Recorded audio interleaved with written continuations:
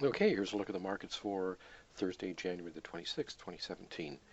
We did have a little bit of an up movement here in the ES overnight, although it did end up by coming right back on down.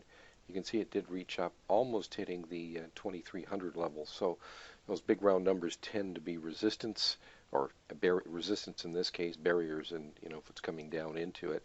But did come just shy of it, and good move in through here as the market moved up. When the European session started in here, we didn't get any aggressive selling to speak of until a little bit later on in here, but it did back off a fair amount. We had 90.25 as the support, so it did not get down there, and there was really no overhead resistance. I mean, yesterday's high was in the 95 area, so it obviously broke through that early here. When it came back down and tested, though, we did dip below, but no rally. So there was a little bit of pressure on the market heading into the day session. Not a lot, but some. You can see here's the daily, so our gap, our buying gap, is held nicely. We did make a slightly new high today, but obviously a much quieter day than yesterday. As you can see it here on the profiles, quite a fat profile we're looking at today. You can see here that we did slightly take out yesterday's high. We had a little bit of range extension down, but only inside yesterday's value. We ended up by closing here towards the upper part of today's value, and any movement down here certainly did not attract a lot of volume. And so when you take a look at the combination of the two, you can see that it's just there's a little bit more volume in the bottom part, but I think that was that last test that we had down at the 90 support. So I don't believe that there's anything in here to suggest that it's topped out. You can see that we've got a nice buying excess on the low there too. So here's a different look at it. This is the 10-minute chart. So this was this late support that we had from yesterday. It did dip a little bit below it early in the going today. It took it up by about a point or so, right back up, and then tested again late in the day. So this area here continues to act as support in the 2290 area, and you can see we made our day high at 96.50, not as high as the overnight high. Didn't really do anything. Just a very, very quiet day here. Just a sideways day. The one opportunity that we did have was when the market came down into our support that we knew existed at 90.25 right here. We had a nice red bars that probed below it. Immediately had its high taken out, so that was a good long opportunity there to get in for it. At least a bounce to here, maybe a bounce to here, maybe a bounce to here. It hit the middle one, backed off one more time, giving us a second opportunity here off of that decel bar for another long trade, but certainly not much to write home about here. Just a day of consolidation within the context of the up intraday auction, with a couple of opportunities to get long when the market did come down and hit into the support area. Now in the crude, we had a nice day up. We were very, very close to that 5409 barrier. We got just within a few ticks of it today, so I'm expecting it to get tested very soon, as early as overnight or tomorrow. You can see it here that I'll just go ahead at 5409 is that's roughly here. So we have moved above it back here within the past couple of weeks, but you can see all of this consolidation we've been having here. It's nice to get breaking above that. So good support in here at the base, around about 53.50. A bit of rejection off the top, but not a lot. The one thing I'm a little bit concerned about here is that if this market starts to trade back below around 53.50, it could show pretty good exhaustion, that the buyers have just given it up and could turn around. I'm not expecting that, but I am watching for it. And the level on that, let me become a little bit more accurate with that actually, now that we can take a look at the 2-minute. It's right around this area here, not 53.50, it's about 53.35. So, a good movement here to kick it off, a slight pause, another up play, continued up, and then that was really it. It stayed within there for the rest of the day. So obviously this is our first line of support around the 53.60 area. with our first resistance up here. You can see here, I think it hit 53.06, I believe, and our longer term resistance that we're talking about is just below here at 53.09. So is it going to come back below here? Is it going to come back below here, or is it going to get up and test here? I don't know. I mean, my thinking is it's probably going to come up and want to test the resistance. Just the kind of strength that this market has right now. I mean, we had an opportunity to sell off, did sell off here with an opportunity to go down and test into here, and we didn't.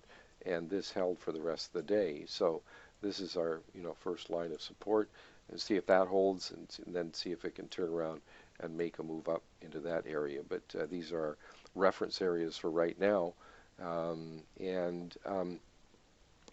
I did post a crude live trade I was able to get into off of the high, utilizing the 54.09 resistance. And as soon as this selling came in from there, I just jumped on board, thinking that it could potentially get down into this area. And with this as kind of the first objective. And it worked out okay. The trade started to move pretty quickly after that.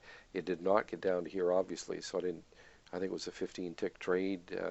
So, it worked out okay. But, when you've got the longer term really good resistance up in here, and then you not only get aggressive buying coming into it that is immediately taken out, something we talked about recently, is when you have a level 2 or 3 bar on the high of the day, and then it's offset or erased with at least a level 1 selling, hopefully better than that, stronger than that. That's an indication of fairly quick rejection. You can see this happen just within a couple of bars, and then we had the high velocity move down. So that was really the idea on that trade, and it worked out pretty good. Also was actually able to make a trade in the gold here. If you want to go ahead and take a look at that, it's been posted. But we ended up today with a move down below that support area, 95.40, which was this low right in here.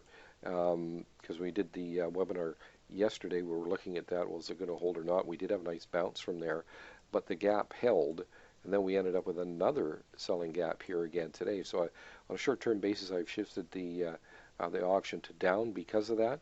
Would have to get back up above 1192.60 in order to shift again, and even better above 1210.30 to really shift it. But we did get up here into that halfway mark. This is the halfway mark from the big sell-off in the gold after the election. So it bounced to halfway, and now we've backed off. So it looks like it wants to keep going. Although, we've got this obviously as this was the most recent now buying gap down around 1170.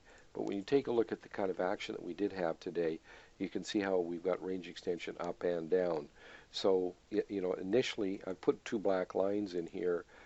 Yesterday's low and what turned out to be today's high.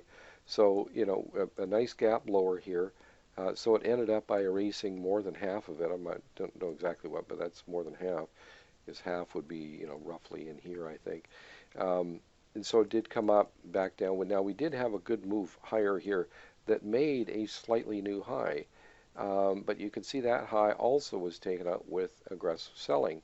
And I didn't get on board here until it actually came below, looking for a bounce in this area, but also knowing that with the intraday bias having shifted to down, because by this time we've been trading in here for a couple of hours below the 95.40 area. And so I was really looking, is there a good place to get short kind of thing? And so thinking that if this were to fail, if it came down here and started to trade below the low of this high velocity move, we could end up with another leg down. And that's why I ended up by getting short. I think it was in this area in here. Had a nice run, but then it came right back up. So I made like 12 ticks on it. So it didn't have the follow through. I was actually going for $3 on that, and I think it went like 2.5 or something, and then turned around. So it was still a fairly nice trade. But then now I didn't get a chance to record this one, but had another one up in here as it hit up towards the resistance area, because now we're in the down auction, and so I want to try to get short up in here, which I was able to. It did dip, gave another test, even better dip here, but couldn't make a new low.